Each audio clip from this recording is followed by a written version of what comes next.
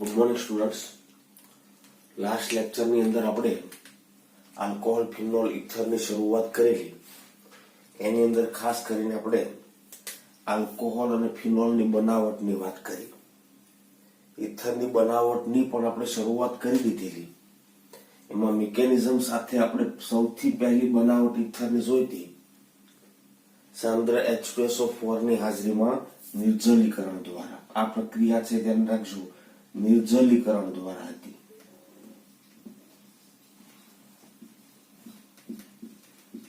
બરાબર.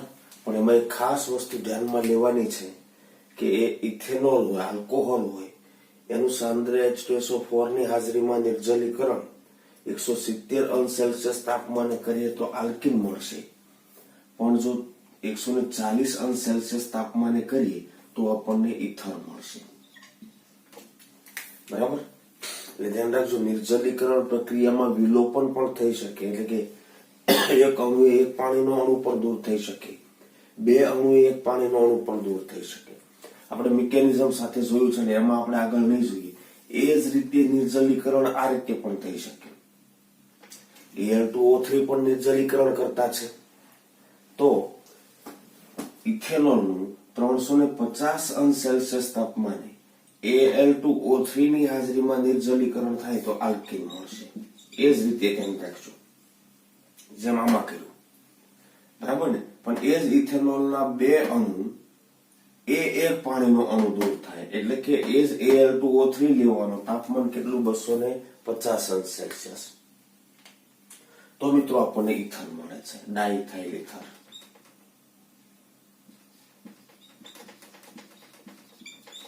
બરાબર ને? પણ આ બંને પદ્ધતિઓમાં એક કોમન વાત શું? તો કે ઇથેનોલ માંથી જ ઇથર બને છે. ઇથેનોલ માંથી જ ઇથર બને છે. એનો મતલબ એ થયો કે આ બંને રીતે તમે સમમિતીય ઇથર બનાવી શકો, સાદા ઇથર બનાવી શકો. બરાબર ને? આ બંને પદ્ધતિ વડે, બરાબર ને, આ બંને પદ્ધતિઓ વડે સમમિતીય કે સાદા ઇથર બને. આ બંને પદ્ધતિ વડે સમમિતીય કે સાદા ઇથર બને.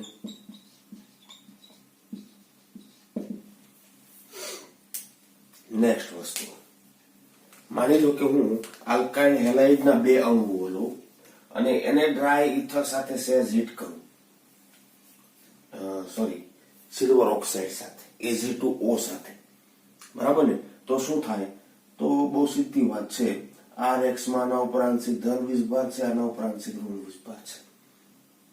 બરાબર ને? તો આના આ ધન, આ ઋણ. બરાબર. તો Ag ના બે અણુઓ છૂટા પડી જાય, આપણને શું મળશે? ROR. બરાબર ને? તો અહીંયા આગળ પણ ધ્યાન રાખજો, R એકનો એક જ છે, ROR. એટલે બંનેની પણ ત્રણ રીત. આ ત્રણ પદ્ધતિઓ છે, પહેલી, બીજી અને આ ત્રીજી. આ ત્રણેય પદ્ધતિઓ વડે તમે મિત્રો શું બનાવી શકો છો? સમમિતીય ઇથર બનાવી શકો. ઓકે. એના પછી નંબર 4, ઓક્સીમર્ક્યુરેશન ડીમર્ક્યુરેશન પદ્ધતિ વડે. આલ્કોહોલ તો મેળવો તો આપણે આ રીતે. ઇથર મેળવો હોય તો ખાલી ફેરફાર શું? તો ધ્યાન રાખજો, સિલ્વર એસિટેટ અને એ પાણી લેતા હતા, THF હતું એની હાજરીમાં, અને સોડિયમ બોરોહાઇડ્રાઇડ NaBH4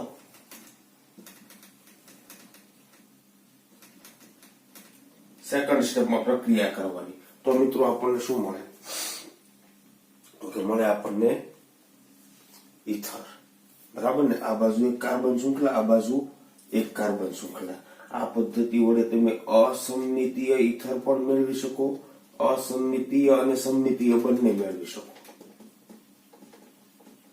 બરાબર. અહીંયા પાણી જો લઉં તો અહીંયા OH મળે, તો આલ્કોહોલ મળે. અહીંયા આલ્કોહોલ લઉં તો શું મળશે? ઇથર મળશે. આલ્કીન વત્તા આલ્કોહોલ માંથી ઇથર. ધ્યાન રાખશું. બરાબર. બંને મળી શકે. ઓકે. જો વાત કરીએ આપણે મિકેનિઝમ, હા, એક વસ્તુ સમજી લીધું કે આલ્કોહોલ લઈએ છે આપણે. બરાબર ને? સમમિતીય પણ મળી શકે અને અસમમિતીય પણ મળી શકે. ઓકે. એની થોડીક મિકેનિઝમની જો આપણે વાત કરીએ તો આપણી પાસે આલ્કેન, હા, એક વસ્તુ ખરી કે આ ઇથર આપણને મળશે માર્કોનિકોફ નિયમ પ્રમાણે મળશે. માર્કોનિકોફ નિયમ. આલ્કેન આપણે ગમે તે લીધું હોય, માનો કે આપણે મિકેનિઝમની વાત કરીએ, ચાલો માની લો કે મારી પાસે આમ છે, આમ છે. આની સૌથી પહેલા તો પ્રક્રિયાઓ કોની સાથે કરીશ તો કે HgOAc ટ્વાઇસ વત્તા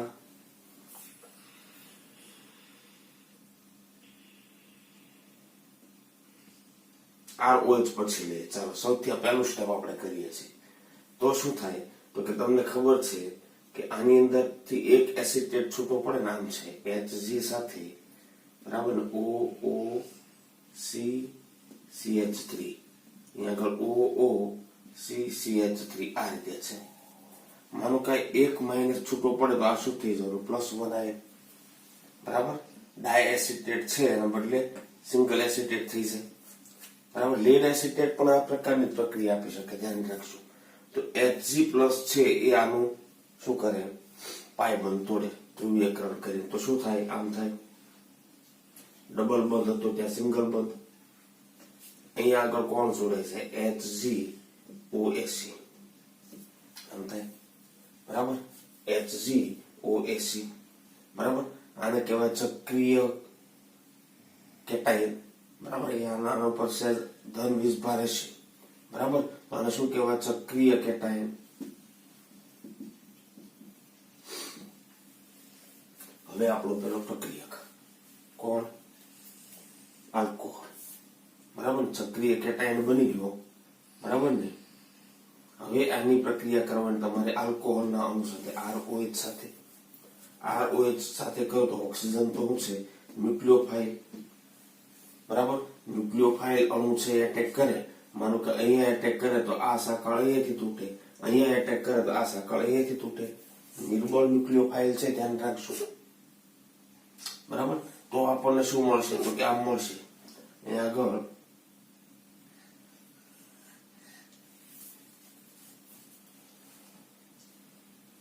OR H+ છૂટો પડી ગયો બરાબર ને, સિંગલ બોન્ડ.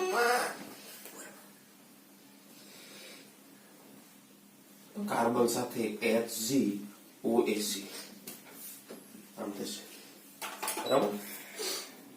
ક્લિયર? ઓકે, આટલું થઈ ગયું. પછી આપણું સેકન્ડ સ્ટેપ ચાલુ થાય NaBH4 બરાબર ને. આટલું થઈ ગયું. આપણે જ્યાં OR જોઈતો હતો ત્યાં મળી પણ ગયો.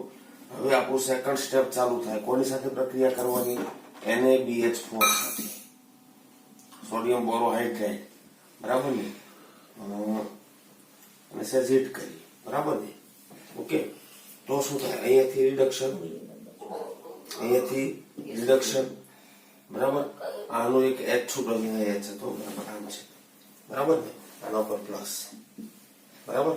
હવે ચાલો શું થાય રિડક્શન. રિડક્શન થવાથી એક તો પેલા અહીંયાથી બંધ તૂટી જાય, અહીં એક H દાખલ થશે. શું મળશે આપણને કાર્બન સાથે OR પછી આગળ H આમ થશે. બીજું શું છૂટું પડે તો કે -Hg રિડક્શન થી Hg+2 માંથી. આમાંથી શું છૂટું પડે CH3COOH. આ મિત્રો મિકેનિઝમ જેવું છે, પણ એક વસ્તુ સમજજો, ચક્રીય કેટાયન બને છે. કેવો કેટાયન બને છે? ચક્રીય કેટાયન બને છે બરાબર. અને એના કારણે માર્કોનિકોફ નિયમ પ્રમાણે નિપજ મળશે તમને, પણ કેટાયનનું રીઅરેન્જમેન્ટ નહીં થાય, ધ્યાન રાખજો. કાર્બન કેટાયન મળતો નથી, એક વસ્તુ ખાસ ધ્યાન રાખજો. ઇથર બનાવવો હોય ત્યારે આલ્કોહોલ લેવાનું બરાબર ને, અને આલ્કોહોલ બનાવવાનું હોય ત્યારે અહીંયા પાણી લેવાનું બરાબર છે. ઓકે, તો આ થઈ ઓક્સીમર્ક્યુરેશન ડીમર્ક્યુરેશન. પણ સૌથી મહત્વની પદ્ધતિ છે આમાંથી તમે સમમિતીય પણ મેળવી શકો અને અસમમિતીય પણ મેળવી શકો. સૌથી મહત્વની જો પદ્ધતિ હોય ને તો એ છે વિલિયમસન સંશ્લેષણ બરાબર ને. કયું? વિલિયમસન. આજ આપણે બાકી રાખેલું, બાકી આ રીત તો આપણે જોઈ લે બરાબર. વિલિયમસન સંશ્લેષણમાં કેવું છે તો કે એક લેવાનો આલ્કોક્સાઇડ, એટલે આલ્કોહોલનો બેઝમાં દ્રાવણ બરાબર ને. માની લો કે હું આલ્કોક્સાઇડ આવો લઉં છું RONA, O- Na+, અને આની પ્રક્રિયા કરાવવાની મિત્રો આલ્કાઇલ હેલાઇડ સાથે, આ બેસ લો બરાબર ને? તો તમને ખબર છે આલ્કાઇલ હેલાઇડમાં R ઉપર આંશિક ધન 20 ભાગ હોય, કાર્બન ઉપર, હેલોજન ઉપર આંશિક ઋણ હોય. મિત્રો આ RO માઇનસ જે છે, RO માઇનસ આ જે છે એ ધ્યાન રાખજો, પ્રબળ ન્યુક્લિયોફાઇલ પણ છે, પ્રબળ ન્યુક્લિયોફાઇલ તરીકે પણ વર્તી શકે, અને મિત્રો એ પ્રબળ બેઝ તરીકે પણ વર્તી શકે.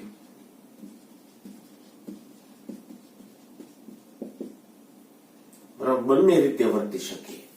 બરાબર ને? હવે સામે શું છે એની ઉપર આધાર રહેશે. અહીંયા આગળ શું છે, બરાબર ને? બેઝ તરીકે વર્તવાનું છે અને કે ન્યુક્લિયોફાઇલ તરીકે વર્તવાનું છે, સામે કન્ડિશન કેવી છે એની ઉપર આધાર રહેશે. બરાબર ને?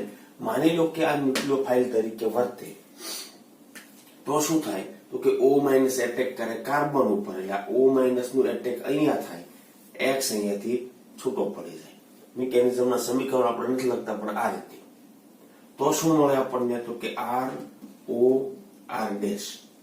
બરાબર ને? O એટેક કરે છે અહીંયા, X છૂટો પડી જાય. શું છૂટું પડશે? NaX. કઈ મિકેનિઝમ થઈ? SN2. કઈ મિકેનિઝમ થઈ? SN2.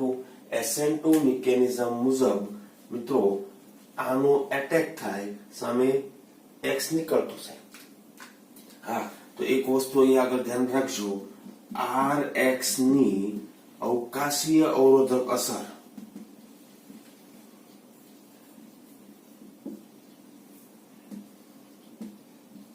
ધ્યાનમાં લેવાય. એનો મતલબ શું થયો ધ્યાન રાખજો, આ R છે સાદો સિમ્પલ હોવો છે. બરાબર ને? R છે, બરાબર, અથવા તો હા Rx જે છે એ પ્રાથમિક હેલાઇડ લઈએ. શું લઈએ? પ્રાથમિક હેલાઇડ લઈએ તો SN2 થવાની. શું મળવાનું આપણને? ઇથર મળવાનું. મેઇન ફાયદો આમાં શું છે ખબર? R અને R ડેશ બંને તમે અલગ લઈ શકો. બરાબર, એટલે અસમમિતિ ઇથર તમે મેળવી શકો. અહીંયા આગળ ધ્યાન રાખજો. પણ ધ્યાન રાખજો, આ આલ્કાઇલ હેલાઇડ છે એ દ્વિતીયક કે તૃતીયક લઈએ.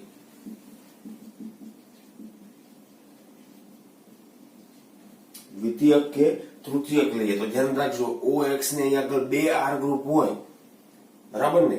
તો શું થાય, તો કે અવકાશી અવરોધક અસર નડે. બરાબર ને?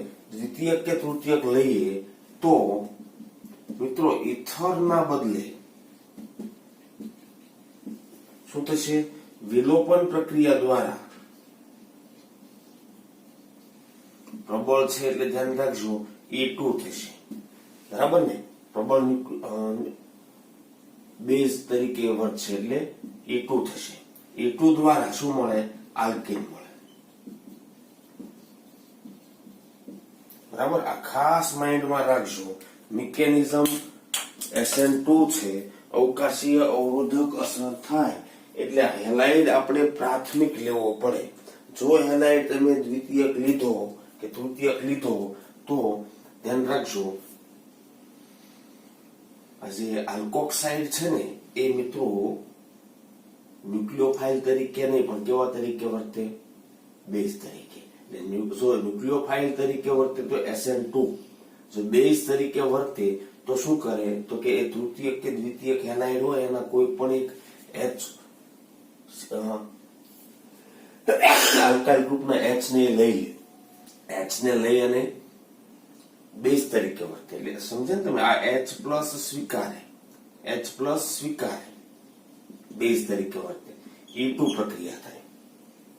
બરાબર?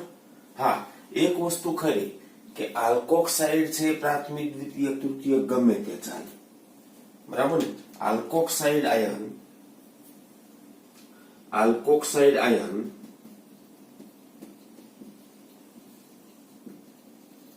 બરાબર 1 0 2 0 3 0 કોઈ પણ ચાલે.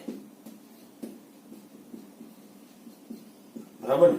એનાથી આપણને ઇથરના બદલે આલ્કોહોલ કે આલ્કોહોલના બદલે ઇથર નહીં મળે. ધ્યાન રાખજો, કેમ કે એ તો એટેકિંગ ગ્રુપ છે. એને અવકાશી અવરોધક અસર અહીંયા લાગવાની છે કે નહીં? કે નહીં કે ધ્યાન રાખજો, આની અવકાશી અવરોધક અસર RX ઉપર. બરાબર ને? એટલે આલ્કોક્સાઇડ આયન તમે પ્રાથમિક, દ્વિતીયક, તૃતીયક ગમે તે લ્યો ચાલે, પ્રક્રિયા ફેર નહીં પડે, પણ અહીંયા ફેર પડશે. અહીંયા તમારે 1,0 જ લેવો પડશે તો તમને ઈથર મળશે. બરાબર ને? એક બહુ મહત્વની વાત આમાં ધ્યાન રાખજો, સમમિતીય અને અસમમિતીય.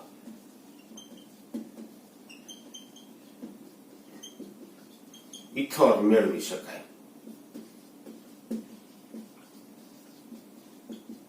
બરાબર? સમમિતીય ઈથર પણ મેળવી શકો, અસમમિતીય ઈથર પણ મેળવી શકો છો. બરાબર ને? એકાદું ઉદાહરણ લઈને સમજીએ. જો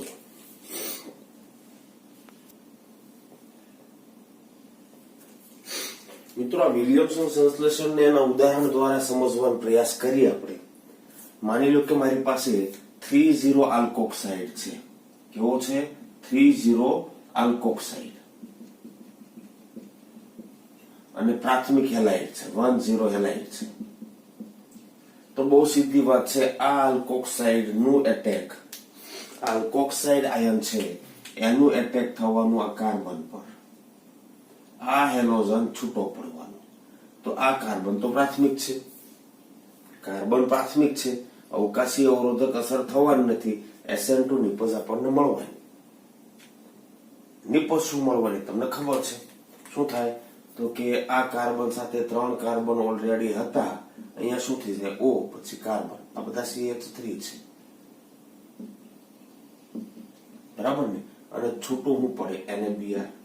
SN2 નિપજ આપણને મળી જવાય. પણ સેકન્ડ એક્ઝામ્પલ જોવો છે. સેકન્ડ એક્ઝામ્પલ ની અંદર શું કર્યું આપણે? તો આલ્કોક્સાઇડ પ્રાથમિક છે, હા, હેલાઇડ 2,0 લીધો, હેલાઇડ અને આલ્કોક્સાઇડ 1,0 છે. આલ્કોક્સાઇડ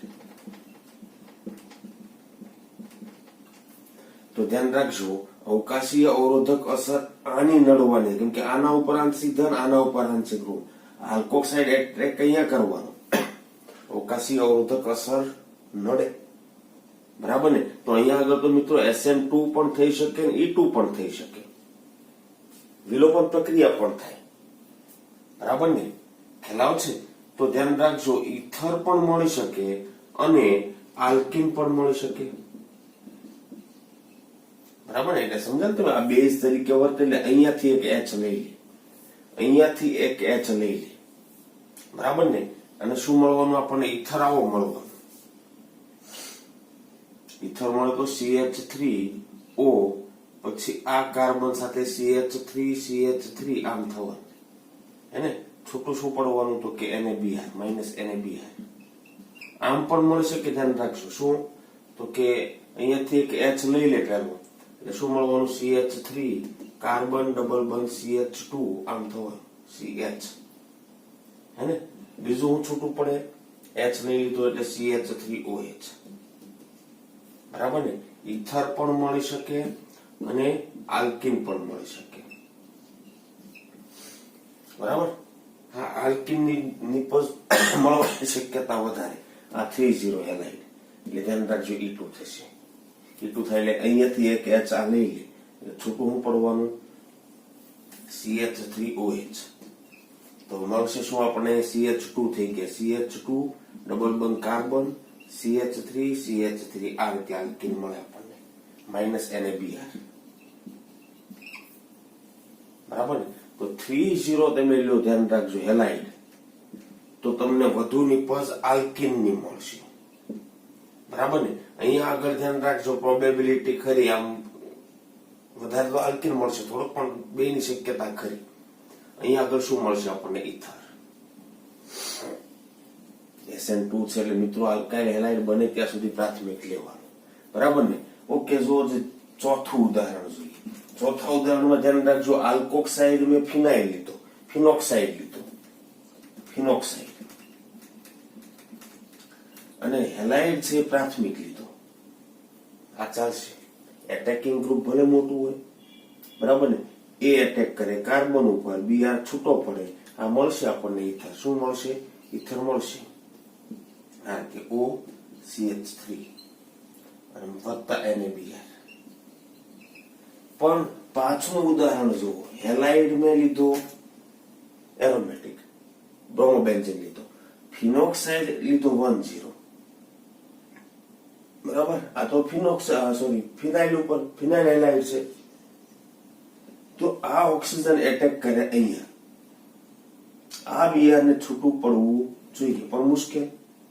ખબર છે તમને, એક તો આ CBr બંધ ટૂંકો હોય, હેલોજનમાં CBr હોય એના કરતા, ડબલ બંધ લાક્ષણિકતા હોય, કાર્બન sp2 છે, બરાબર, ઇલેક્ટ્રોન ક્લાઉડ છે બેન્ઝીનનું, એટલે આ જે ફિનોક્સાઇડ હોય એટેક ઓછું પાવરફુલ થાય, ડબલ બંધ લાક્ષણિકતા તોડવું મુશ્કેલ છે, બરાબર. સરળતાથી બીઆર છૂટો પડવાનો નથી, લિવિંગ ગ્રુપ, બરાબર ને.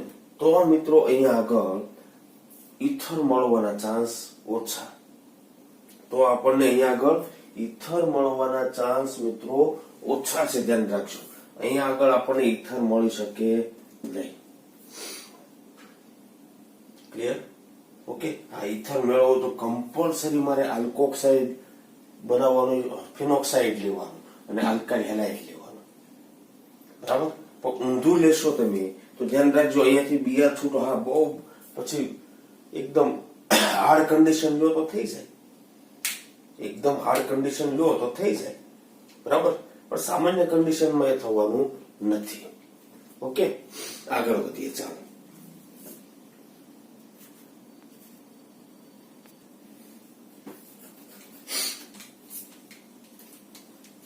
ચાલો મિત્રો, આલ્કોહોલના ભૌતિક ગુણધર્મોની વાત કરીએ. Physical properties of alcohol. મેન તો આપણે બે ગુણધર્મો જોવાના છે, ઉત્કલન બિંદુ બોઇલિંગ પોઈન્ટ અને સોલ્યુબિલિટી દ્રાવ્યતા, બરાબર ને. આલ્કોહોલ મિત્રો આવું અણુ છે, તો તમને ખબર છે આ OH બંધ પણ ધ્રુવીય છે, બરાબર ને. અને OH બંધ ધ્રુવીય, આ CO બંધ પણ ધ્રુવીય છે. કાર્બન ઓક્સિજન વિદ્યુત ઊર્જા તફાવત મળે, ઓક્સિજન હાઇડ્રોજન મળે, આ વધારે મળશે, એટલે આ બંધ વધુ ધ્રુવીય છે. અને ખાલી એટલું નહીં, ધ્યાન રાખજો, OH વચ્ચે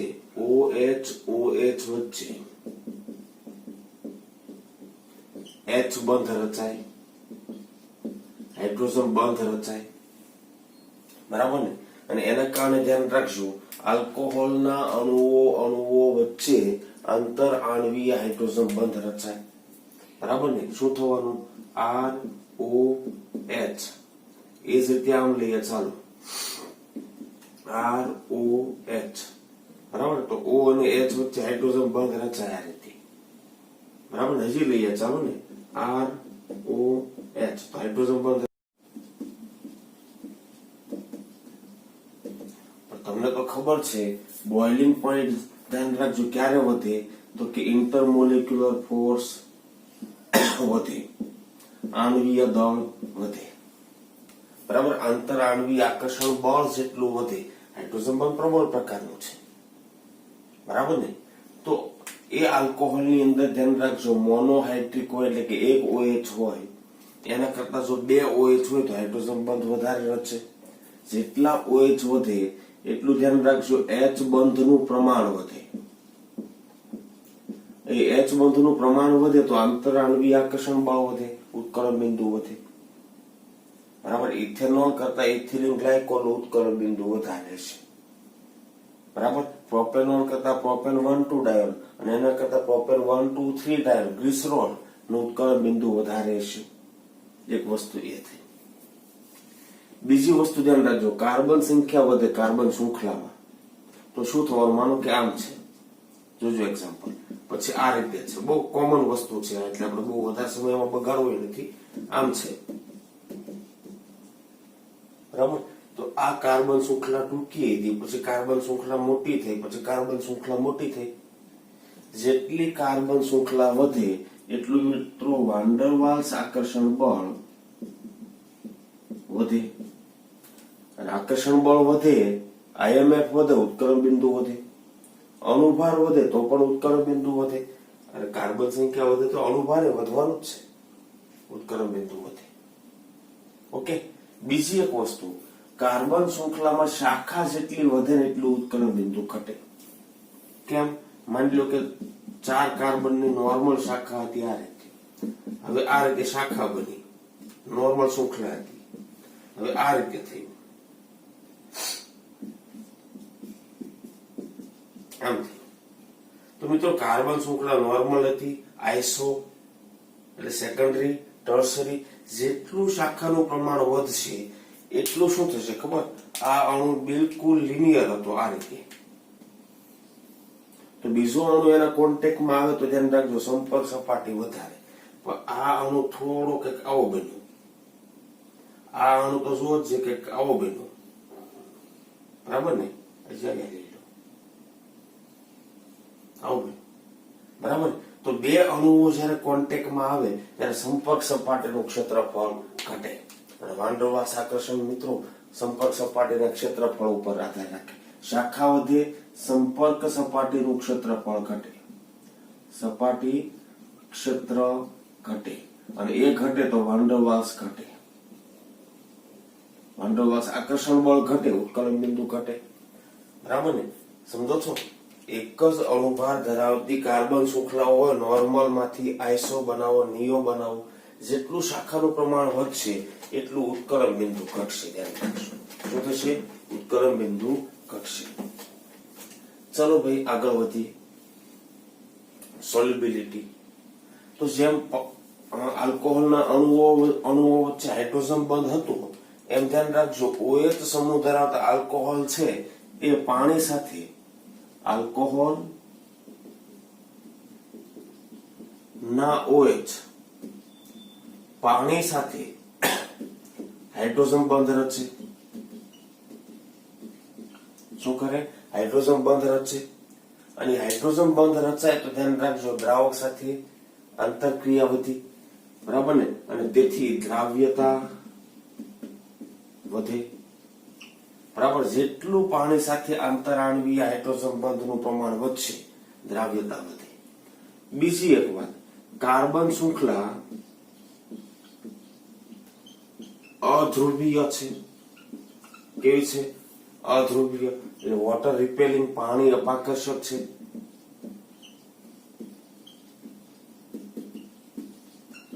બરાબર ને? તો એ દ્રાવ્યતા ઘટાડે. તો એ જ મુદ્દાઓ છે, ધ્યાનથી જુઓ.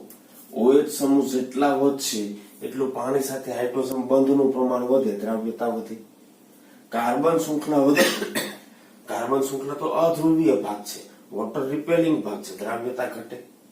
શાખાઓ વધે તો દ્રાવ્યતા વધે. અહીંયા ઊંધું થઈ ગયું. શાખાઓ વધે તો ઉત્કલન બિંદુ ઘટે હતું. બહુ સીધી વાત. કાર્બન શૃંખલા આવી નોર્મલ લીધી આપણે, અને કાર્બન શૃંખલા આવી દો, ચાલો, બરાબર. આ ભાગ છે ને વોટર રિપેલિંગ છે, ધ્યાન રાખજો. આ ભાગ છે કેવો છે? વોટર રિપેલિંગ છે. અને આ ભાગ પણ વોટર રિપેલિંગ છે. પણ વોટર સાથે ઇન્ટરેક્શન કરનારો ભાગ માની લો કે આવો ભાગ થઈ ગયો. ચાલો અને આપણે સ્ક્વેર જેવું કરી દઈએ, બરાબર ને? સમજો છો? આ બિલકુલ લિનિયર હતો, બરાબર. પાણી સાથે અપાકર્ષનારો ભાગ છે એની સંપર્ક સપાટી વધારે, એ સંપર્ક સપાટી ઓછી, બરાબર. તો પાણી સાથે અપાકર્ષણ કોણ વધારે કરે? શાખા વધે, સંપર્ક સપાટીનું ક્ષેત્રફળ ઘટે.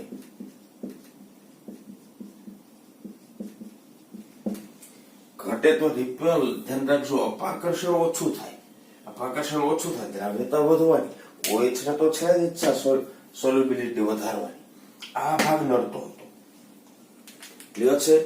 તો આવી અસરો પણ જોવા મળે. MCQ ટૂંકમાં એપ્લાય કરતા આપણને આવડવું જોઈએ. ક્લિયર છે? મેઇન વસ્તુ છે, હવે સાફ કરી દઉં છું, બરાબર. મેઇન વસ્તુ છે આલ્કોહોલ, ફિનોલ, ઇથર ના રાસાયણિક ગુણધર્મો. એમાં પહેલા તો આપણે જોવા છે આલ્કોહોલના રાસાયણિક ગુણધર્મો. કોના? આલ્કોહોલના.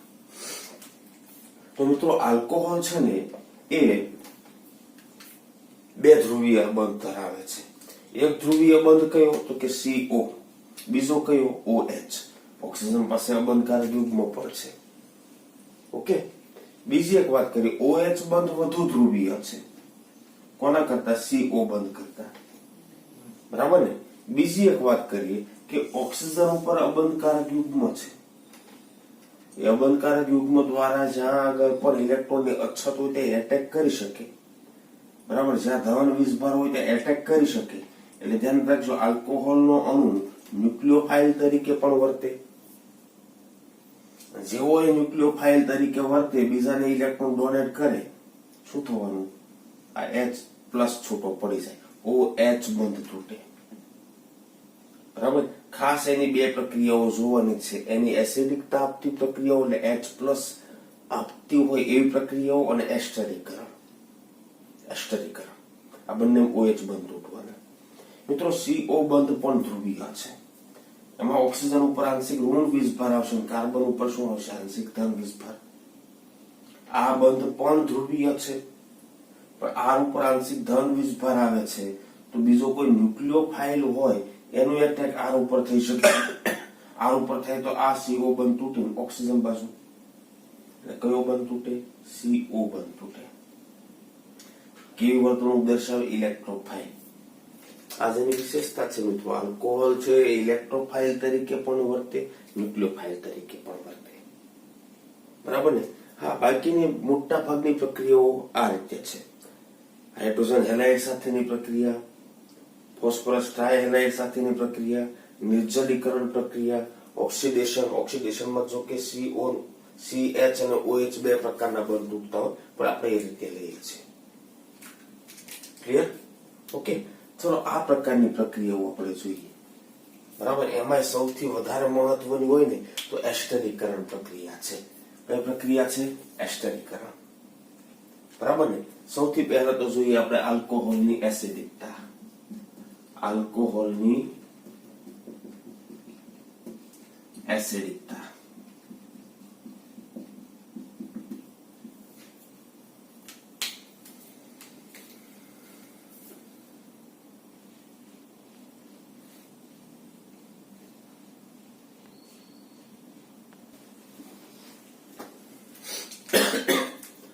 ચાલો મિત્રો, આલ્કોહોલની એસિડિકતાની વાત કરીએ.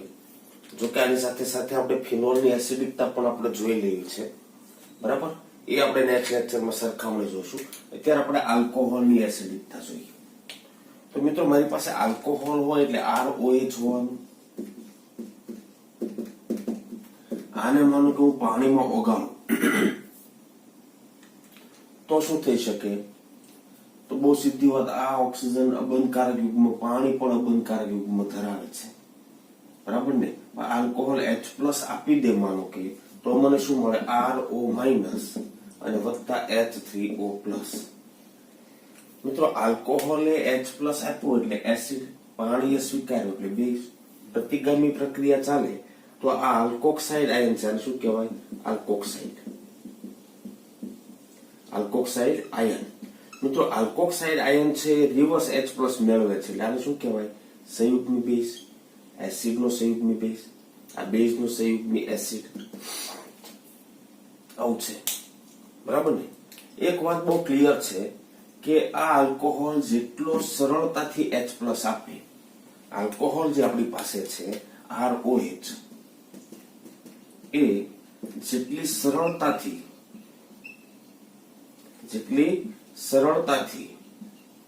H+ ડોનેટ કરે, બરાબર ને, એટલી એસિડિક પ્રબળતા વધે. બરાબર ને? એ સરળતાથી H+ ક્યારે આપશે? બોલો કે એ આલ્કોહોલનો સંયુગ્મી બેઝ, આલ્કોહોલનો ROH નો સંયુગ્મી બેઝ. એટલે કોણ ખબર? RO- ની સ્થાયીતા વધે.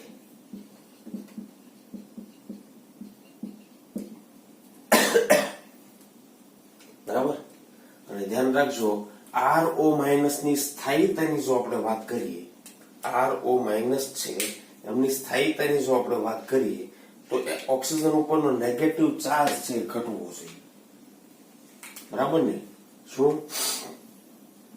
RO- છે ને, RO- આલ્કોક્સાઇડ આયન. બરાબર ને? એની સ્ટેબિલિટી જેટલી વધે એટલી પ્રક્રિયા પુરોગામી જાય, એટલા H+ વધારે ડોનેટ કરે, એસિડિક પ્રબળતા વધે. બરાબર? પણ ધ્યાનથી સમજજો, RO- માં O નો વીજભાર ઘટવો જોઈએ તો સ્થાયીતા વધે. આ તમને ખબર છે, બરાબર ને? હવે O નો વીજભાર તમારે ઘટાડવો હોય તો ધ્યાન રાખજો, RO માઇનસ ની સ્થાયીતા ચલે છે માઇનસ અસર, અથવા તો વ્યસ્ત પ્રમાણમાં છે પ્લસ અસર. માઇનસ નેગેટિવ અસર અને પોઝિટિવ અસરના વ્યસ્ત પ્રમાણમાં. ન ખબર પડી હોત કેશો, બરાબર ને? એ આલ્કોક્સાઇડ સાથે જોડાયેલો R છે, R ની અસર જોવાની. R ની નેગેટિવ અસર હોય તો ખેંચશે ઇલેક્ટ્રોન, ખેંચે તો આ નેગેટિવ ચાર્જ ઘટે. પણ પોઝિટિવ અસર હોય તો ઉલટાનો ઇલેક્ટ્રોન ક્લાઉડ ધકેલે તો નેગેટિવ ચાર્જ વધે તો આની સ્થાયીતા ઘટે, એસિડ તરીકેની પ્રબળતા ઘટે. બરાબર ને? તો એક વસ્તુ આ બરાબર, આમ તો બધા એસિડ માટે લાગુ પડવાની છે. માઇનસ અસર હોય એની એસિડિક પ્રબળતા વધારે, પ્લસ અસર હોય એ એસિડિક પ્રબળતા ઘટાડે. એક્ઝામ્પલ જોઈએ જો, માની લો કે મારી પાસે CH3X છે, પછી કાર્બન સાથે CH3X છે. X ની તો આપણે તો આલ્કોહોલ લેવાનો ને, OH છે, OH. પછી કાર્બન સાથે CH3OH છે.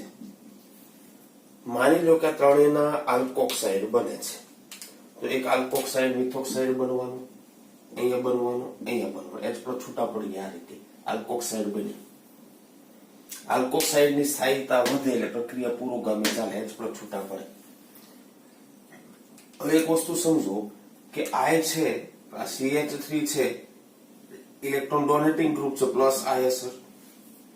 આ બે બાજુ ધ્યાન રાખજો, આ કાર્બનની પ્લસ I અસર તો થાય જ, પાછા બે મિથાઇલ સમૂહ સેકન્ડરી છે, આ પ્રાઇમરી છે, આ સેકન્ડરી છે, આ ટર્શરી છે. તમને ખબર છે પ્લસ I અસર આ તરફ જતા વધે.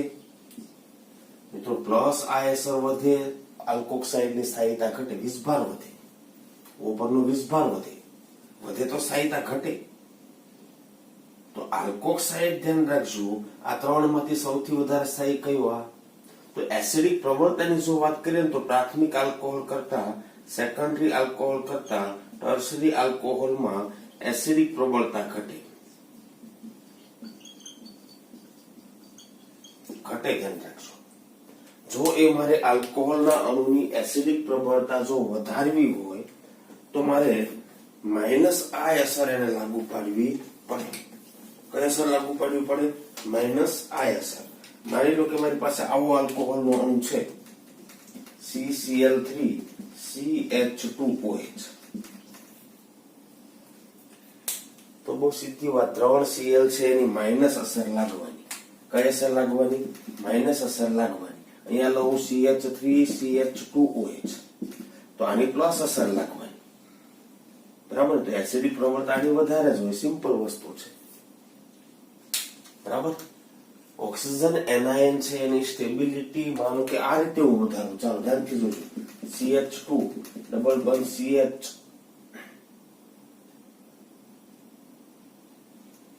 ઓકે, CH2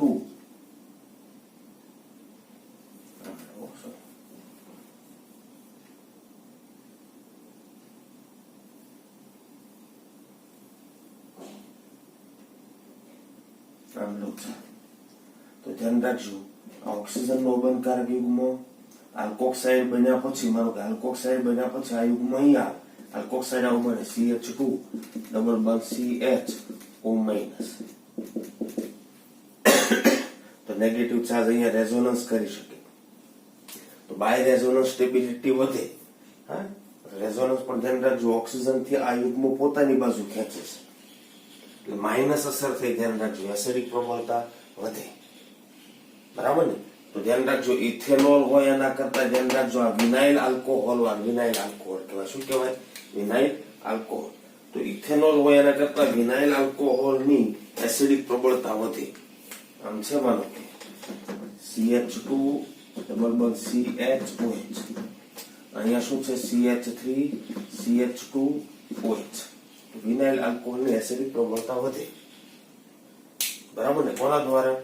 તો કે ધ્યાન રાખજો, આની આલ્કોક્સાઇડ ઉપર આની અસર પણ શું થવાની, અથવા તો આ O- આયન છે એની અસર શું થવાની? આપણે તો આ O- ઉપર જોવાનું ને, એટલે આની અસર કેવી થવાની? -M. કેવી અસર થવાની? -M. માઇનસ અસર એસિડિક પ્રબળતા વધારે. ક્લિયર? આલ્કોહોલ છે એ એસિડિક સ્વભાવ દર્શાવે છે એવું સાબિત કરતી પ્રક્રિયાઓ પૂછી હોય તમને તો શું કરશો? માની લો કે મારી પાસે આલ્કોહોલ છે ROH, આનું આલ્કોહોલનો એસિડિક ગુણ દર્શાવતી પ્રક્રિયાઓ છે. બરાબર? ROH ની એસિડિક ગુણ દર્શાવતી પ્રક્રિયાઓ. તો ધ્યાન રાખજો, સોડિયમ સાથે પ્રક્રિયા કરો તો શું મળે? RONA વત્તા H2. તો એ સક્રિય ધાતુ સાથે પ્રક્રિયાથી ધાતુ ઓક્સાઇડ આપે અને હાઇડ્રોજન છૂટો પાડે એ સાબિત કરે છે પ્રક્રિયા કેવી છે. સોરી, આલ્કોહોલ કેવો ગુણ ધરાવે છે? એસિડિક. કેવો ગુણ ધરાવે છે? એસિડિક. માની લો કે એ આલ્કોહોલની પ્રક્રિયા તમે એલ્યુમિનિયમ સાથે કરો. માની લો કે હું તૃતીયક આલ્કોહોલ લઉં, કાર્બન સાથે OH, CH3 CH3 CH3.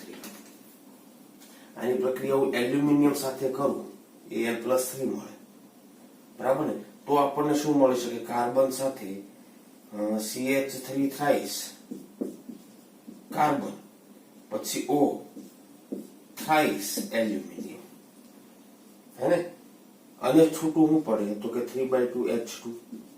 આના 3 મૂળ લેવા પડે. બરાબર? તો સક્રિય ધાતુઓ સાથે પ્રક્રિયા આપશે. ધ્યાન રાખજો, કોની સાથે? સક્રિય ધાતુઓ સાથે પ્રક્રિયા આપે. ફિનોલ પણ આપે. કદાચ તમે ફિનોલ લીધું હોય તો ફિનોલ પણ આપી દે. ધ્યાન રાખજો, ફિનોલ છે આ રીતે. બરાબર ને? પહેલી પ્રક્રિયા સોડિયમ સાથે, બીજી પ્રક્રિયા આપણે જોઈ કોની સાથે? એલ્યુમિનિયમ સાથે. હજી ફિનોલ લો, ચાલો ત્રીજી પ્રક્રિયા. આની સોડિયમ સાથે પ્રક્રિયા કરો તો શું મળશે આપણને? Sodium phenoxide plus H2, half H2 લઈ. એ 3 લેવાની જરૂર નહીં મળે. ત્રીજી પ્રક્રિયા છે.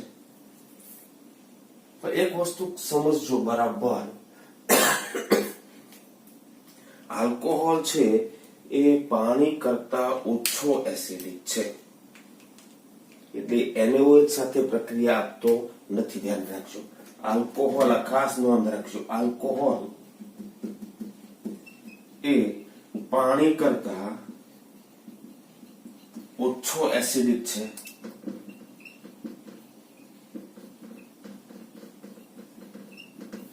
ખબર કેમ પડે? આલ્કોહોલમાં તમે જોઈ શકો છો અહીંયા આગળ R ગ્રુપ છે, પાણીની અંદર તમે જોઈ શકો છો બંને OH ગ્રુપ છે. અહીંયા આલ્કોહોલનો R છે એની અસર કઈ થાય? +I. હાઇડ્રોજન છે એની કોઈ અસર નથી. તો સીધી વાત, પ્લસ અસર થાય તો આનો આલ્કોક્સાઇડની સ્થાયીતા ઘટે. બરાબર? RO- ની સ્થાયીતા ઘટે. અને આનો આપણને સંયુગ્મી બેઝ શું મળવાનો? OH- ની સ્થાયીતા વધુ. બરાબર? એના સંયુગ્મી મળે છે. આલ્કોક્સાઇડ ની સ્થાયીતા હોય એના કરતા OH- ની સ્થાયીતા વધારે, સંયુગ્મી બેઝ ની સ્થાયીતા વધારે, તો એસિડિક પ્રબળતા વધારે. માટે આલ્કોહોલ કરતા પાણીની એસિડિક પ્રબળતા વધારે હોય. આલ્કોહોલ કરતા પાણીની એસિડિક પ્રબળતા વધારે હોય. ધ્યાન રાખજો. બરાબર ને? એટલે આલ્કોહોલ સક્રિય ધાતુ સાથે પ્રક્રિયા આપશે, પણ આલ્કોહોલ NaOH KOH સાથે પ્રક્રિયા નહીં આપે. બરાબર? ધ્યાન રાખજો, ROH ની NaOH કે KOH સાથે પ્રક્રિયા થતી નથી.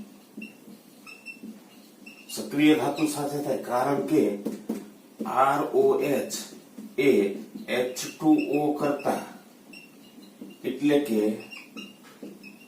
ખૂબ જ નિર્બળ એસિડ છે.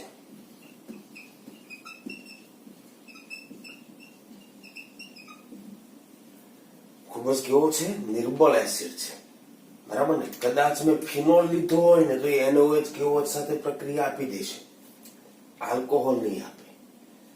આમ આપણે વિચારતા હોઈએ તો એ નહીં થાય, ધ્યાન રાખજો. આમ હોય ROH અને એમાં NaOH ઉમેરવું તો આપણે એમ કહીએ RONA અને વત્તા H2O.